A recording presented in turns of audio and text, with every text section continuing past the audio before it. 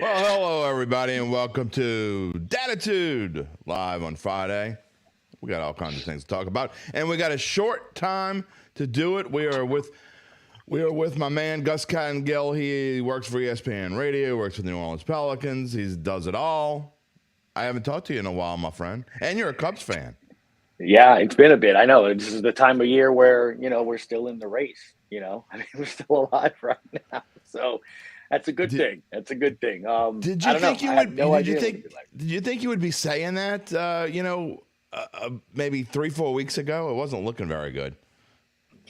With the Cubs or the Pelicans? Yeah. No, both. Either you could pick either.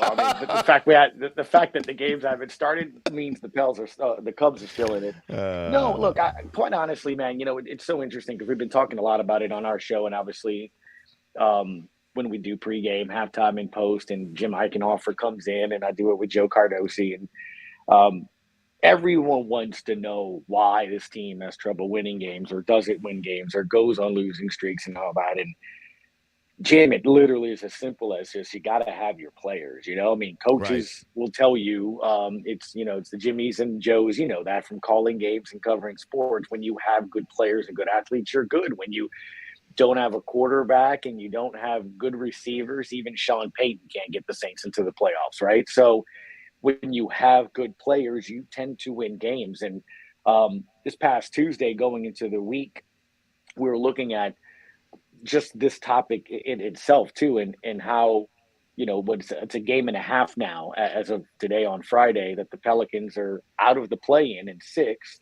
or out of the playoffs, which is unbelievable. The difference between 6 and 12 right now, but it's games played, man. I had somebody call the show and say, well, it's coaching and this and that, and I mean, look at Milwaukee. I'm like, let's look at Milwaukee, and I had the games played by some of these guys, and it's incredible. I look at it. Okay, Giannis has played 56. This is before Tuesday, right? So they've played 71 games. He's played 56 games. Drew Holiday, 59. Brook Lopez, 69. Somebody else said, well, look at Boston. They have good coaching. They switched head coaches in the offseason because of, the stuff that happened off the court. But Jason Tatum had played 67 of 71 games. 67. Jaylen Brown, 60. Sacramento, Mike Brown's doing a great job. I'm like, yeah. Also, De'Aaron Fox has played 64 of the 70 games they played to that point. Sabonis, 69. I mean, I can go on. And when you look at the Pels, Zion, 29, right? I mean, absolutely. Brandon Ingram, 34. And I'm like, if they would have just played 20 more games this season together, each, and they win half of those, I think you'd agree with me, Jim. Out of 20 games, if they played, there's a good chance they win half. 10 Easily. More wins to the Pels 35 puts them at 45 wins. That would be second place in the Western Conference. And in the neighborhood of Sacramento, which is very even teams. Pels beat them when they were semi-healthy earlier in the season. Couldn't beat them before. I mean, you could look at the defending champs. I mean, look at the Warriors now playing much better because Steph Curry has been playing more consistently. Now he's still missed time. And Clay has missed time here and there as well. But, they had games where they just sat their stars because they're like, we're going to take these games off. Had they not done that, they could be up there with Denver and at the top of the West. 100%. And, and that's the thing. I mean, look at last night. Brandon Ingram gets his first triple-double.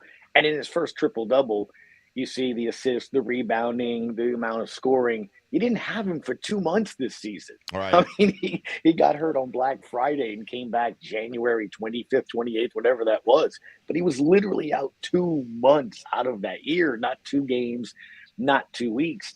It's a difference, And so, yeah, I just think, especially in a sport where you only have 5 players at a time playing, if 2 of them happen to be guys that can drop 30 on any given night, that's a massive difference. I mean, it's to equate it, it's literally playing without your starting quarterback, without Kamara, without Michael Thomas, without your leading pass rusher, without Demario Davis, without Marshawn Lattimore. I mean, look at how that Saints defense was different without Lattimore, right? And he comes back, he gets a pick 6 at Philly, and they win the game. I mean, there's a reason those guys are guys, big time players. So, but look, Willie Green said it Wednesday after practice too.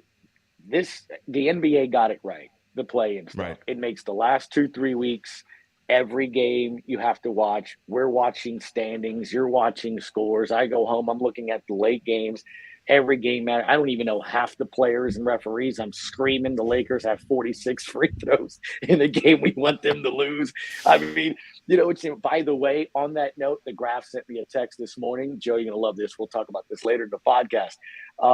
The Lakers in the last 3 games or something, I think it's 3 games, have had 100 more free throws than their opponents.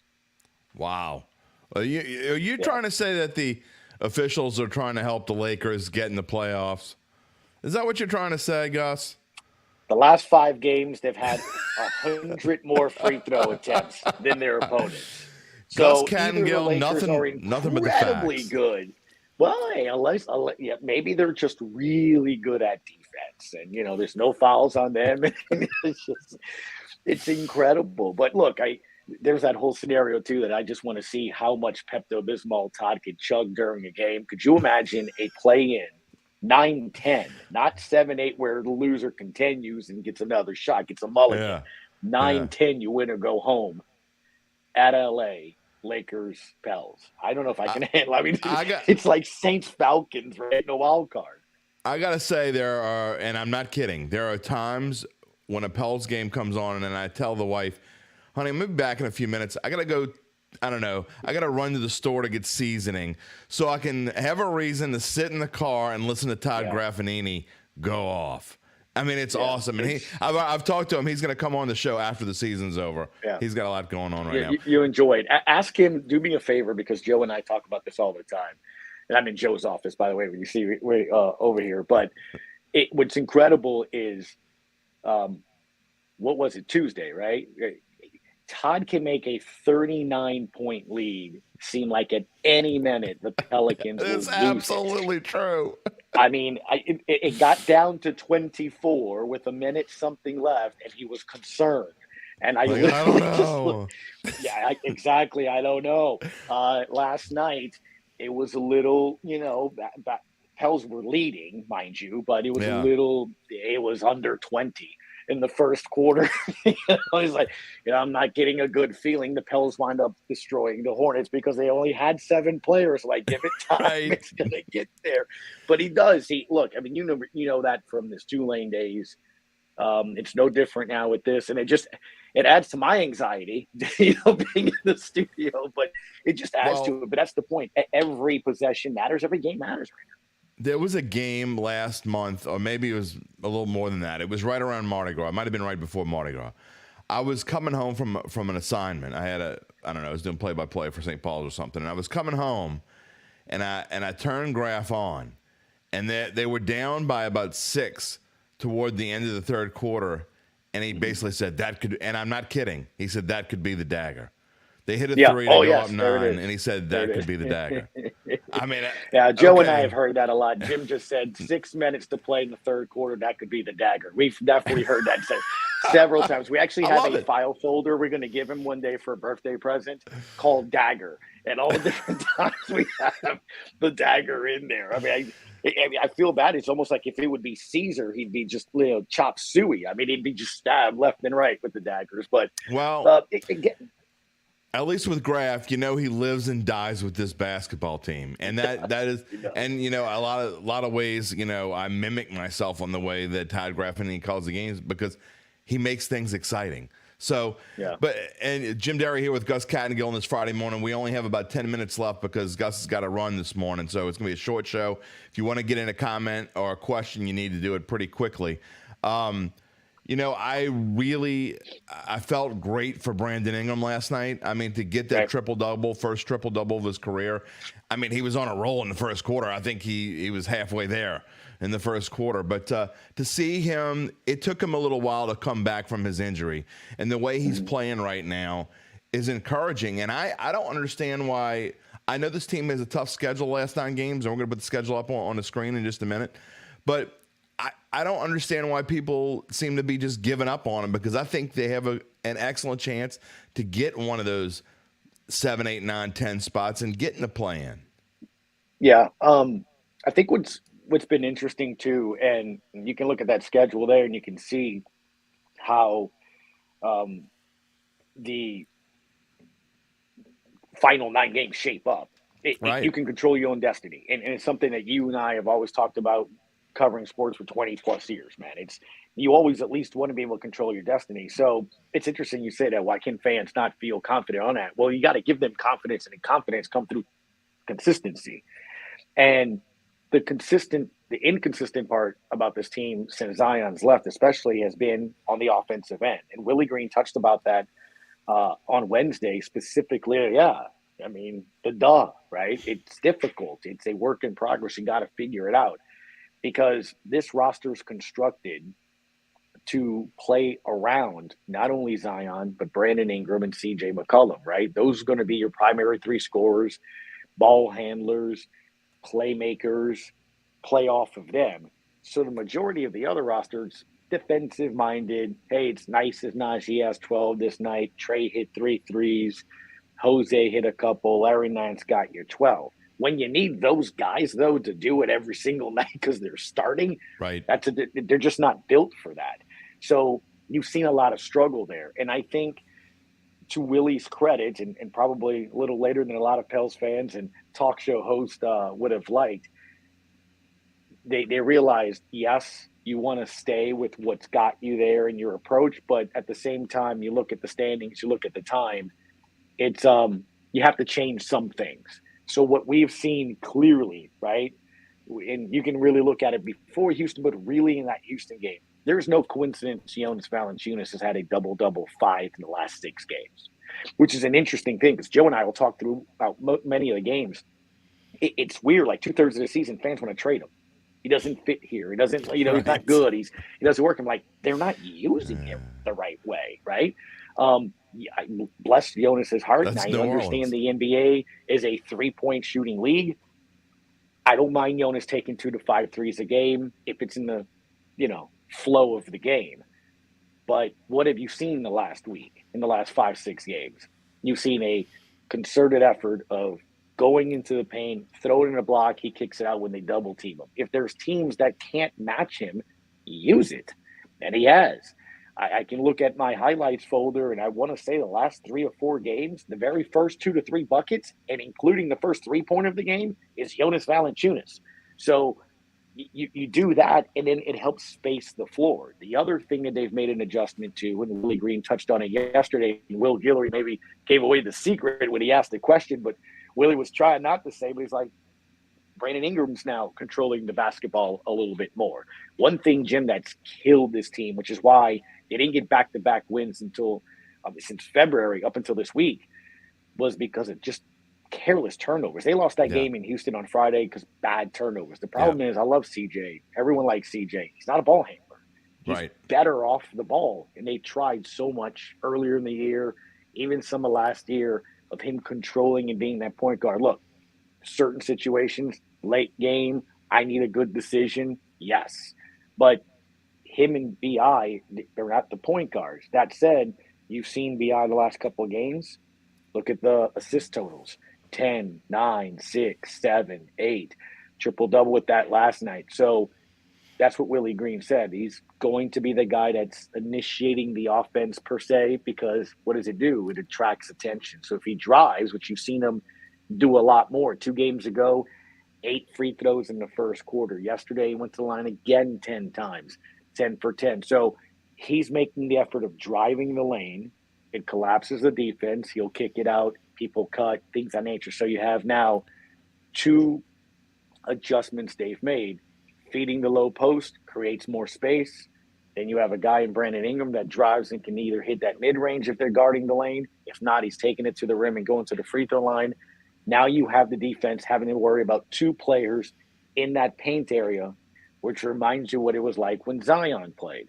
When Zion's on the court, everyone focuses on the paint first, and that's why you saw that offense move the ball around and get that flow. So they've made that adjustment. Now, that said, that was the Hornets, that was the Spurs, that was the Rockets. Not very good defensive teams. Let's see what happens in this 4-game stretch where you're playing Golden State, Portland, Sacramento on the road. So let's Right. So let's see if these adjustments, when they have better players, they're in the playoff picture, and more importantly, they're also, just they're now seeing what you're doing. So if that continues to work, that'll be fantastic. But you have seen two adjustments them make to help that offensive flow. Got a comment from Pennison Lloyd who says, with those injuries, nobody really, I think he means expected the Pels to get to the playoffs. Mm-hmm. Trade for Richardson looked good, but he hasn't done much. I don't know if I agree with that or not. I'll let you answer that. If they up the rebounds, they could upset some teams. Gus, I don't know that they need to particularly upset teams, because I know this road trip they're going to be underdogs, but I mean, nobody's going to be shocked if they win 2 of these 3 games going on the road. I mean, I think they match up well with the Kings.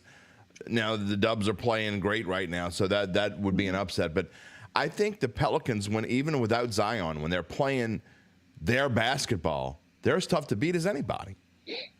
100%.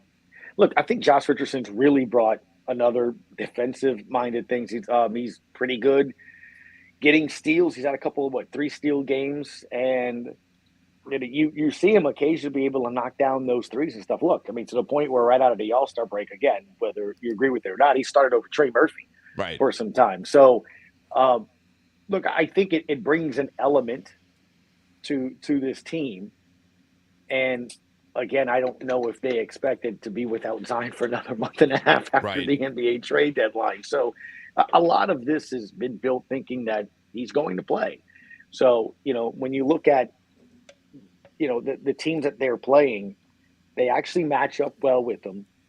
And it's just literally a matter of, can you limit the number of turnovers, convert in the fast break? And even Brandon Ingram said it after the game yesterday. His team's better if they can get in transition. But a lot of that transition, Jim, happens when you actually make shots. I mean, it really is. I know John DeShazer says it all the time. It sounds simple and fans don't want to hear it, but it's true. On a night when you guys make shots, they're taking the ball out of the basket instead of getting rebounds off and going. It helps you transition defense. And when they don't make shots, it helps you transition offense. So it's actually a simple game. It's just getting that effort and energy to match that, But I think they can get it done. I can't let you go without at least mentioning Zion, and obviously the dreams of this team and going into the season. We'll get into the Zion long term in the offseason and talk about that. But as far as this season, and I still hear people being super negative. If this team can get themselves to get in a play-in and Zion comes back, which I think is very realistic. I've been saying for 2 months, I didn't think he would come back during the season. Don't expect him to come back. But if they are to make the play-in game, I do think he will come back. And if he can, nobody's going to want to play this team in April and May with Zion Williamson. Right. If there's a positive of him not having played since early January, it's that. I mean, you would imagine that you have fresher legs, right? And I guess that's the one thing that I'm trying to explain on our show here as well, is that what you're seeing in the next 2 weeks. Look, Willie Green was asked about it. If the next update, could that update be he's available immediately, ready to go to action? It wouldn't surprise me. I think what my hope would be on the road trip here is you see him getting some basketball activity in, getting to the 3-on-3. The second you get or hear that it's leaked that he's doing 3-on-3, that's a very good sign, right? Because essentially now you're just seeing if he can do basketball-related stuff. But, the fact he's running, the fact he actually has a basketball in his hand, that gives you an idea to do it. To your point at the beginning of the conversation, you were talking about with Brandon Ingram, though, that it took a bit for him to look like Brandon Ingram again. Yeah. He hasn't played since January. So he's not going to look like he did leading that fast break at Philly when he was on his way to 40 points when he hurt the hammy. But to your point, if you can get him in a game or two before that play-in or round 1 of the playoffs, you essentially would have as healthy a team as you have had all season. No further injury. Jose could be back, right? If you get in that first round of the playoffs. Which would be huge, I really think. Massive. Just it helps your bench. You would have Zion, fresher legs than other people that have had to battle, like Kyrie, Luka, all these other guys, Steph. I mean, they're battling every night to get into the postseason and stuff, and Zion isn't. So And to your point, we've seen the number one team in the Western Conference. Zion took over and beat them single-handedly here in the Smoothie King Center. We've seen how they handle Phoenix. We've seen, I mean, when I look up and down that roster, the only team that I think we're not built just yet to take a game, much less four. Memphis is a different team. Memphis can't wait to bully you. They want to let you know about it. They want to punch you. They intimidate you. Todd will tell you it is like one of the loudest arenas ever on purpose. Like the PA, it's all about disorientation. Like when I think about it, it's all on purpose. The second you walk out of that tunnel, it's so loud you can't hear yourself think, or we don't hear them during breaks. So it's all on purpose, and it's a whole attitude that they have there. And they're physical, they're athletic, they can win without Ja, and then you have this dude named Ja Morant. So that's a team that I think would be a very tough matchup. But everybody else, I think the Pels have an advantage on a lot of different areas because they can play, fast. They can play with pace. They can also play the half court, as we've seen in the last couple of games with the Jonas getting double-doubles. So it's just a matter of getting in, man. And look, even LaBoo says it. LeBron, just get in. Once you get in, you got to beat me. That's correct. You got to beat me. And then if we get into a series, you got to beat me 4 times, They showed that last year. They gave the Suns all they could handle. And so who knows what can happen.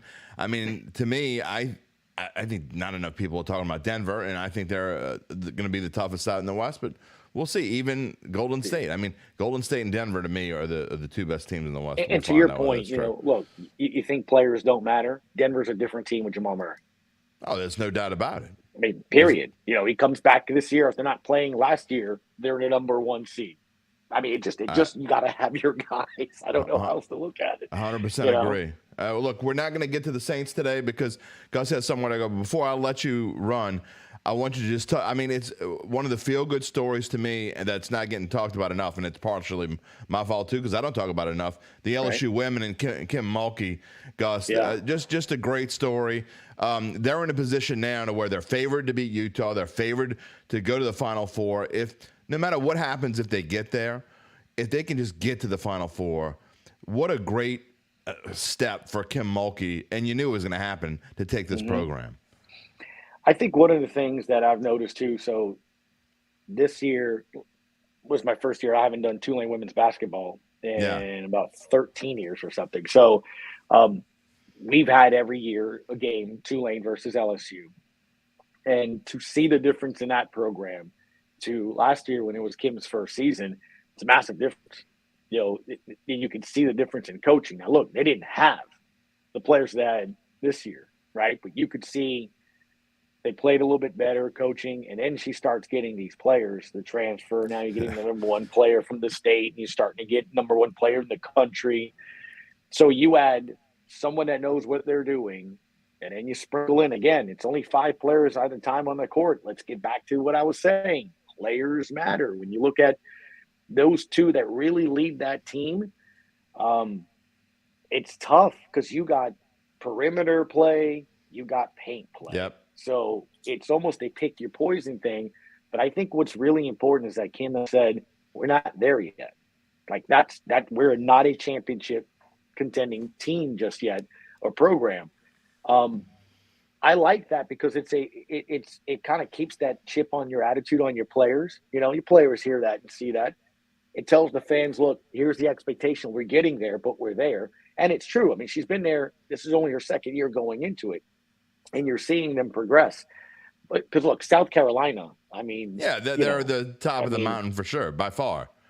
Well, and the other thing, too, look, you saw Stanford get upset. No longer is UConn winning 99 straight games. And look, I go back to when Tulane joined the American, and everyone was like, oh, great, here's Gino. And I remember those shows, Screaming A, Around the Horn, is UConn good for women's basketball? And I remember even myself probably, when Gino's like, no, we are. It's good. And I'm like, geez, you're right. And I'm like, no, he's right. Because you either have to get better or you're going to get killed. It's literally that simple. And I remember talking to Lisa Stockton about that on a flight one time. The UConn, it takes forever to get to stores, by the way. But you get there And I remember my first time there. I mean, Jim, there's 10,000 people there, like legit. They all have their lights on their phones. I mean, you're seeing banners and you're like, oh my gosh, it is legit. And UConn men's has had a pretty good history there as well. Obviously still in the tournament, but right. Their women's program is absolutely legit. But you had to get better. And I remember seeing our girls, play against them, and it translated later on in the season. And even if you're down 5 at the half or up 1 at the half, it builds your confidence. You can see what it takes, because they play defense, they play offense, shot making, all of that. It ups your game. You have to be better. And since Tulane moved into that conference, played them, UConn's now moved out. I mean, it's 7, 8 teams that can win the national title. We've seen Notre Dame win the national championship. South Carolina's made them. I mean, what Staley's been able to do, it's really incredible. So the blueprint. I mean, and you never saw it. You can do it. You never saw 8 seeds beating 1 seeds. At least not since not I was a kid. Basketball. No, and that's what I'm saying. No. So it's crazy that's happening now. I mean, you could, and that's not being disrespectful, but the play of the ladies has gotten better. I mean, in the time that I did it, there was a team or two that had those players who were good, and now, I mean, look, with the advent of, there's so many coaches and off-season programs and travel teams, and just the fact that the girls are bigger. To be honest with you, I mean, you may have had a player or two that was 6 foot, 6'1", right? I mean, like the center was 6'2", 6'3". I remember Tulane would have a couple of players that were 6'7". I mean, not 6'7", like 6'1", 6'2", and we're playing teams that are, SMU had a pair of twins that were 6'6", 6'7". And I'm like, what? Now everybody has. You talk about Kim Mulkey. I mean, I covered at Solomon High School, Kalani Brown, who went on to Baylor and then into the WNBA, and she was 6'6". And I mean, there's a picture I have that, because we had to do everything at one time. But, I took a picture of Kalani grabbing a rebound, and this girl, basically, her head was almost stuck under Kalani's armpit. And, but to your point, that's different than anything, when we were growing up. And, you look at Kim Mulkey, what is she, 5'9", 5'10"? Yeah, and so, I mean, you're right. I mean, the girls now are 6'6", 6'7". There's some 6'8" girls. And that's what you've seen in the SEC. Athletes. Every SEC. They're athletes, Absolutely. I mean, look, you look at Jacqueline Jordan, right, who was the number 1 player here in the state. Yeah, from John Curtis. I mean, all she did was come to Tulane, won conference freshman of the year, and then she's like, I need better talent, went to Mississippi State, they're in the tournament. So it matters, again, players, but you're seeing you saw it translate in the SEC in baseball, basketball, eventually now with football. I mean, conferences, if they invest, it's all about investing, right? If the facilities go there, they go out there and get the recruiting, they do all those things, and it matters. One conference buses a lot, the other conference they fly, and it matters. Chartering planes. I mean, I saw it in my last 2 years at Tulane. They hooked up that deal with Breeze Airways. It matters to be able to just go to Atlantic Aviation, get on the flight, go play your game, and come back. It may not be your private jet, but just having a partnership like that makes all the difference in the world than having it be a 4 or 5 hour travel day just to go to Dallas. Yeah. Because you got to get to the airport an hour and a half, 2 hours before that from school, wait, get on the plane, hope there's no delays, get to the airport, get on the bus, get to the hotel. When you can go from, the Hertz facility on a Hotard, get to Atlantic, you're in the air 35 minutes later, land, the bus is waiting for you, you're at your hotel eating dinner, it matters. I mean, so investing in it, matters. And it's going to be interesting to see, with Tulane and some of the other programs in around the area. Now you have Kim. How do they, do they pay attention to women's basketball? I know I'm old, but all I can think about when you talk about Hertz and going to the bus is O.J. Simpson running down the. I mean, again, I'm old. Anyone under the age of 40 something doesn't even know what he hurdled that car pretty good. Was it a bench or a car? Yeah, exactly. I think it was a car. He could do these things. Now he has tough times hurdling anything because he's in a confined little place. Oh no, wait, he's out. I don't know whether he's out. I don't know. Doesn't matter. Anyway, all right. Before I let you go, how's your bracket doing? I actually still had. alive? Yeah, I am. I have Gonzaga and Alabama playing a national Okay. championship game. So there you go. Joe does as well. But yeah, I have Gonzaga and Alabama in the national championship game. So the Gonzaga UCLA Was game. that insane? That felt like a fight. I tell you what, covering the Final Four here last year, those was two awesome. games were incredible. The national championship game was great. So It was. There's something special about the tournament and just seeing that. And man, it's pure hoops, man. It really honestly is. That shot from the logo last night to with the score tied. I'm like, when he shot it, because I have Gonzaga in the Final Eight, so I'm like, I have UConn in that side of the bracket going to the Final Four, but I'm like, what the hell are you doing? I'm like, what a shot! All in the same moment. Amazing. All in the same. Onions. I keep thinking of Bill Raftery, right? Just onions. Yes. Is this the year that before I let you go, Gus Kattengell, is this the year that our Cubs are back and legit, or are we going to still have to wait a little bit longer? So what's the definition of back? Is it playoffs? Well, you know what? They don't have to go to the playoffs, I don't think. Just give me something that I want to watch. Not 100 losses. Okay, so I'll say this. We have Rafael Esparza, one of our Vegas guys, and he said the Cubs will be in the postseason this year. He actually thinks there's some really nice talent, and he likes the moves they made in the offseason. And you gotta love Dansby Swanson. He's flat out said, he's like, they will be in the postseason. So his job is to create odds and make money off of those odds. So if he's saying that, then that's better than you got no shot. He told me last year. That is definitely better than you got no shot. When Vegas tells you they're losing 100 games, they're going to lose 100 games. So because Vegas always knows. I don't know how they know, Jim.